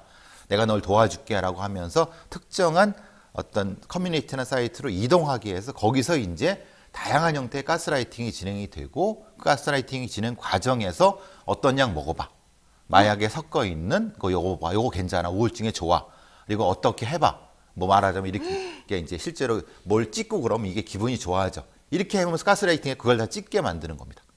방식이 이런 가스라이팅 방식. 그래요. 예. 너무 끔찍한데 예. 지금 밝혀진 바에 의하면 이소희라고 하는 가명입니다. 예. 이 여학생은 17살인데 12월, 그러니까 작년 12월 신촌에서 20대 남성을 만났대요. 근데 이 사람을 우울증 갤러리에서 만났나 봐요. 얘들 표현이 울갤러라고 합니다. 거기에서 암약하고 있는. 거기서 암약하고 있는 사람을 애들을, 울갤러라고 예, 예, 한다. 예. 근데 어쨌든 그 울갤러 20대 남성을 만나는데 이 사람이 갑자기 자기를 성추행했다. 그리고 또 다른 사람은 뭐 자기를 또 자는 동안에 신체를 만지고 얼굴을 도찰했다. 그리고 그런 촬영한 것들을 여기저기 막 뿌리고 다니면서 내가 너 창피스럽게 만들겠다. 이러면서 평가도 하고 성희롱도 하고 이제 모욕을 주고 살 수 없게끔 만드는 거죠. 그러다 보니까 이제 극단적 선택을 할 마음을 먹게 되는 거고. 그리고 죽기 전에 뭐 특정한 부위를 보여달라. 이게 다 하나의 사이클인 겁니다. 그러니까 옥상에 올라가서 예. SNS 라이브 켜고 마지막 인사한다. 이러면서 너 죽기 전에 뭐 가슴 보여줘. 이러면서 그러니까 그게 패턴으로 예. 이 사람을 추행하고 하나의 사이클입니다. 그 추행한 거를 뿌린다고 협박하고 예. 협박한다 그러면서 이 사람을 괴롭히고 그 사람을 우울증에 극단적으로 빠지게 만들고 그러면 약 먹어라 내지는 이렇게 하면 괜찮겠지 이러면서 그 사람을 가스라이팅하고 그렇죠. 가스라이팅하는 최종적인 과정에서 사람들에게 보여라 이러면서 또 더 끔찍한 걸 요구하고 그래서 결과적으로 그 사람이 또 극단적으로 선택을 하게 만들고 이런 거라는 거군요. 이 과정에서 문제가 되는 건 뭐냐면 이 피해자들하고 이 여자친구 남자친구 관계를 유지하게 합니다. 누구랑 누구를요? 피해자하고. 가해자가 피해자. 아, 그러니까 세상에. 너는 나를 오빠, 남자친구로 불러야 돼. 그 왜 그렇겠습니까? 왜 그러는 변호사님. 거예요? 시키는 거예요? 그렇게? 나중에 경찰 수사가 됐을 때 우리는 연인 관계이기 때문에 법적으로 빠져나갈 수 있는. 아, 자기가 법적으로 네, 네. 빠져나가려고. 네. 그래서 이게 가스라이팅 거기까지 되는 겁니다. 아니 근데 이게 조직 범죄처럼 배후가 있다면서요? 예. 그래서 이게 말하자면 제가 링범죄라고 말씀드리는 거는 네. 미국의 그 벌써 20년 전부터 링이라고 하는 이름으로 부르는 비정형적인 일종의 재미, 러스트 조직 러스트 크라임이라고 하는 부분인 거죠. 재미와 쾌락만을 목적으로 10대 후반과 20대 초반에 조직된 형태의 집단을 얘기를 합니다. 이게 보통 이제 학교 밖의 청소년들이 주로 대상이 되고 그 대상들이 실제로 어떤 특정한 공간에서 이런 거를 모의하고 실행하고 흩어졌다가 다시 모이는 걸 반복합니다. 그러니까 기존의 갱은 특정한 조직 강령 같은 것들이 있지 않습니까? 네. 근데 여기는 그것이 명확하지가 않습니다. 그래서 범단 같은 경우로 하기가 애매합니다. 그러니까 조주빈도 사실 범단으로 하기 힘들었던 거는 그렇죠. 예. 명확히 그 조직 강령 같은 것이 없는데 또 적용했던 이유가 바로 이 비슷한 유형이기 때문에 그렇습니다. 그러니까 어쨌든 그래도 조주빈은 뭐 명확하게 범죄 단체인지 아닌지 확인은 안 되지만 누가 보더라도 범죄 단체가 실행을 했고 지시를 만들어져서 한 했고, 것처럼 그렇죠. 좀 되니까 예. 그래도 그나마 그걸로 처벌을 받는데 이런 개별 소수한 케이스 같은 경우에는 그렇게 또 처벌하기도 어려운 부분이 있다는 1대1로 다이렉트하는 방식이 유지가 되는 것도 그렇게 됩니다. 그러니까 일단 인터넷 사이트 같은 데다가 술 마실 사람 이렇게 모여가지고 그렇죠. 모텔로 유인을 해서 그 사람들을 이제 바람잡이들이 꼬시고 그리고 술 먹이고 술 먹은 상태에서 각종 나쁜 짓을 해가지고 촬영 같은 거 한 다음에 협박하고 거기에 이제 말하자면 또 물뽕 같은 어. 마약도 사용되는 그렇죠. 거예요. 그러니까 본인들은 모르고 이제 그렇죠. 마약에 중독이 예. 되는 거겠죠. 그러면서 합의금 달라 이렇게 하고 이런 식으로 해서 지금 계속 똑같은 범죄를 저질러 오고 있다는 얘기인데 수천만 원을 뜯어내고 그것이 범행 자금이 되고 이렇게 되는 거죠. 이들한테는 약술이라고 부르는 것은 약술이 뭡니까? 말하자면 알코올과 졸피뎀을 섞어서 야 그러면 정말 위험한데요. 위험하고 죽을 수도 있습니다. 네. 그리고 그것이 통제약물이기 때문에 굉장히 위험합니다. 이거 향정신성 의약품이어서 예. 의사의 처방이 없으면은 졸피뎀 같은 거 함부로 못 받는 건데 이거를 어쨌든 여러 루트를 통해서 얻어낸 다음에 약 술에다 타서 먹인다는 거군요. 먹이기도 하고 이게 우울증에 도움이 된다라고 가스라이팅해서 먹게 만든 다음에 결국은 그 피해자를 성범죄의 대상이나 수단으로 이용한 것도 이들의 수법입니다. 15살짜리 어떤 여자애는 내가 한번 조울증 때문에 술피뎀 먹여 재우는 걸 봤다. 나도 죽으려고 200알 먹은 적 있다. 이렇게 얘기하는 이렇게 시키는 겁니다. 말이 됩니까? 예, 예. 세상에. 자, 이거 우울증 갤러리 같은 이 온라인 커뮤니티가 문제인 것 같은데 폐쇄 못 시킵니까? 근데 그래서 이제 우울증 갤러리 같은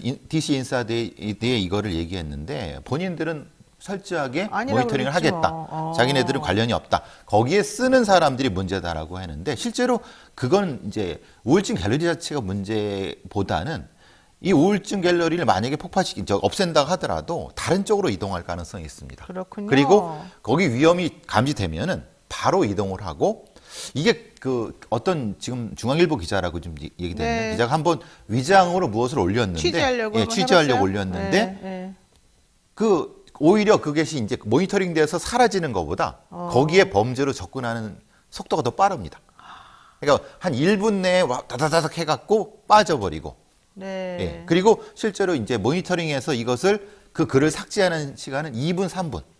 그러면 이미 다 끝나는 거죠. 네. 우리 다른 데로 옮기자라고 해서 그대로 데려간다는 겁니다. 그러니까 우울증 갤러리를 폐쇄한다는 한들 소용이 있겠냐. 그런 얘기가 나오는 게 바로 그겁니다. 지금 또 이런 얘기 해주신 분이 있네요. 20대 울갤러가 일베랍니다. 그 사람이 국민의힘 당협 활동을 했답니다. 이런 얘기도 지금 하고 있는데 그런 것도 있습니까? 글쎄 그거는 확인된 바가 확인이 아직 없습니다. 안 아직은 됐어요? 예. 자, 우울증 갤러리 관련 성범죄 사건들 정리했는 걸 보니까 뭐 서울 서부지법, 수원지법, 성남지원, 춘천지법, 울산지법 지금 화면 보이는 것처럼 여러 곳에서 2019년도부터입니다. 2019년도부터 23년도까지 계속 그 범행이 이루어지고 있다는 걸 우리가 알 수 있는 거죠. 그러네요. 그리고 자살 시도 같은 걸 하게 되면 그거를 생중계를 하면서 오히려 어떤 사람들은 하지 마라 이런 사람도 있지만 야 아무도 너 안 좋아해 그냥 죽어버려 이런 말 하는 사람도 있다는 계속 거죠. 부추겨서 죽게 만드는 거죠. 죽으면 울면서 한 방송 보면서 뭐뭐 하겠다 이런 조롱도 하고. 그렇죠. 아 세상에 울갤러를 통해서 친구들이 많이 잃었다 이렇게 한 사람도 있네요. 작년에만 장례식장을 5번 갔다.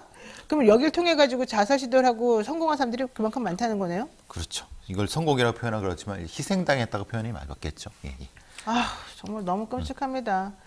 자 또 하나 문제가 이렇게 이런 뭐 울갤러든지 뭔지 어쨌든 이런 범죄 조직에 연결돼서 희생양이 되거나 뭐 그러면 자기도 모르게 이제 그 다음 단계는 가해자가 되는 거겠죠. 그렇죠. 같이 공범이 되는 거죠.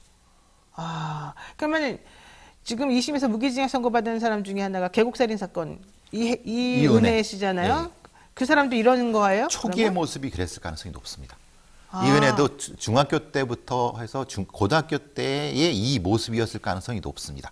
그러니까 그래요. 압수수색 과정에서 이제 대포폰이 20개나 발견됐습니다. 이은혜의 경우는 네. 그 과정에서 이것을 가지고 특정한 형태의 범죄를 저질렀을 수 있고 그리고 공범인 조연수와 네. 성매매 절도 등을 하면서 특정한 집단이 같이 이제 그 피해자의 집에서 마치 그 합숙을 하면서 이런 범죄를 했기 때문에 저는 사실 같은 유형이라고 봅니다. 아. 인천 쪽에 이런 유사한 범죄 집단인 거죠. 이은혜는 그런 쪽에 가담하고 있었고 결국은 그 이은혜의 남편이라고 법정 남편인 피해자가 그거에 네. 최종적으로 당한 거죠. 아, 근데 그 남편은 사실 사회생활도 했고 연세도 있으시고 그런데도 당해요, 그렇게? 그렇게 당할 수 있습니다.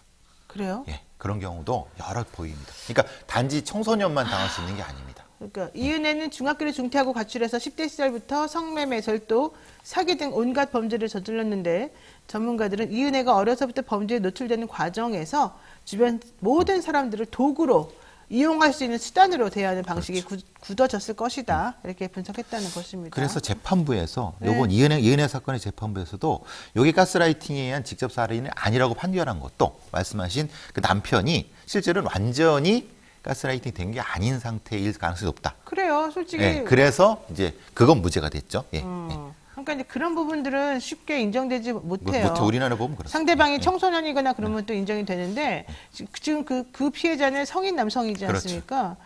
근데 주로는 이은혜 같은 그 범죄 집단의 그런 사람들은 나이가 어린 여학생들이나 남학생들을 대상으로 하죠. 자, 이들의 특성은 피해자 주변 가족, 지인 관계를 모두 끊고 본인들에게만 종속하게 만들어요. 그 그렇죠. 가출 청소년들을. 그러면서 우리만 널 사랑해. 우리만 널 보호해 줄 수 있어. 엄마는 나쁜 사람이야. 가족한테 가면 안 돼. 친구들도 끊어야 돼. 너 선생님 정말 나쁜 놈이다. 이러면서 이제 자꾸 주입을 시킨 그렇죠. 다음에 내가 시키는 것만 해. 내가 널 사랑하기 때문에 시키는 거야. 이러면서 그 학생들을 조종한다는 거잖아요. 그렇죠. 가출하게 만들고 약을 사게 만들고 아니 근데 그런 조직이 뭐 정말로 조직처럼 위계질서나 직책 이런 게 없는 거예요? 그냥 단순하게 재미를 위해서 이런 행동을 하는 거예요? 그러니까 조주빈의 사례를 보면은 특정한 형태의 조직 구성원이라기보다는 흩어져서 사라지는 형태가 반복되고 있습니다. 아 만들어놨다가 예. 사라지고. 근데 수계들, 조주빈이나 조주빈의 핵심 일당들은 항상 유지가 되고 있습니다. 그렇군요. 그러니까 표현은 많이 다르죠. 어디는 울갤러이고 어디는 엠번방을 가지고 이런 방식이기 때문에 사실 추적하기가 그렇게 만만치가 않습니다. 그렇군요. 자, 미국에서도 IT 기기 사용에 능하고 타인의 감정을 느끼지 못하는 10대에서 20대 범죄 조직을 예. 링이라고 하니까 서로 연결된 그렇죠. 링이라는 새로운 범죄 유형으로 분류하여 주시하고 있다고 하는데 우리나라 가출팸들이 그런 방식으로 성장하고 발전할 가능성이 있다. 이게 지금 가장 문제인 것 같습니다. 자, 그러면 경찰은 여기에 어떻게 대응을 하고 있습니까? 그러니까 이전에 한 3, 4년 전만 해도 이런 거에 대한 뭐 것이 인식이 없었는데 네. 실제로 이제 이런 게 가출팸이 단순한 어떤 일탈 청소년이 아니라 이 조직화되고 있다는 걸 느끼면서 서울 주변에만 15개 정도를 추적하고 있는 걸로 알고 있고요. 그래서 동작경찰서에서 빠르게 대응한 것도 이미 정보는 가지고 있었나 봅니다. 그래서 이게 추적하는 부분이고 아직 조금 미흡합니다. 왜냐하면 이거를 미국식으로 완전히 그 추적할 수 있는 시스템은 안 돼 있지만 그래도 조금씩은 대응하고 있는 것 같습니다. 그러니까 이제 좀 이제 그 범죄가 만들어지는 조직이 만들어지는 양상을 정확하게 이해를 하고 있어야지 될 것 같고 이걸 이제 체계적으로 대응하는 시스템을 구축을 하는 게 필요할 것 같고 무엇보다도 아이들의 그 우울증 같은 것들을 집에서 혹은 그 가까운 어른들이 시스템적으로 아이들이 뭔가 좀 문제인 것 같다라는 거를 딱 캐치하고 캐치되는 순간 이 아이들을 치료할 수 있는 방법을 그게 기본입니다. 만들어야 되는 그 거습니다. 기본이 없기 때문에 범죄자들이 이들을 노리게 되는 겁니다. 그러니까요. 어쨌든 이런 데에 관심 가지는 아이들은 자기가 가해자인지 피해자인지 내가 잘한 건지 잘못한 건지 맨날 혼란스러워해요. 아직 기준이 없습니다. 그걸 이용하는 겁니다. 그럴 때 너가 나쁜 거야. 넌 잘못했으니까 내 말 듣고 반성해라. 이렇게 가면 또 학생들이 거기에 또 몰려주고 그렇죠. 그렇게 영향받고 그래서 그러는군요. 그런 카리스마를 발휘하는 자들이 범죄 집단의 수괴가 조주빈이 그런 수법이지 않습니까? 자, 어쨌든 여러분 청소년들은 우리 사회 구성원으로서 우리들이 전체가 뭐 엄마 아빠만 꼭 그 아이를 키우는 게 아니라 우리 사회가 키우는 거다라는 인식을 가지고 정말 관심을 많이 가지시고 주변에서 그런 어려움에 빠지지 않도록 우리가 좀 도와주는 적극적인 그런 보호 조치를 취하는 것이 맞을 것 같습니다. 자, 오늘 이 아이들 얘기 들으면서 너무 속상한데 어쨌든 그래도 여기서 말씀 좀 정리해야 될 것 같습니다. 오늘 말씀 고맙습니다. 감사합니다. 네, 노영의 뉴스 인사이다 여러분 보고 계시고요. 오늘 좋아요, 구독 많이 눌러주시기 바라고요. 내일은요 신장식 변호사 김필상 변호사와 함께하는 이슈 삼합이 있습니다. 내일 다시 뵙겠습니다. 고맙습니다.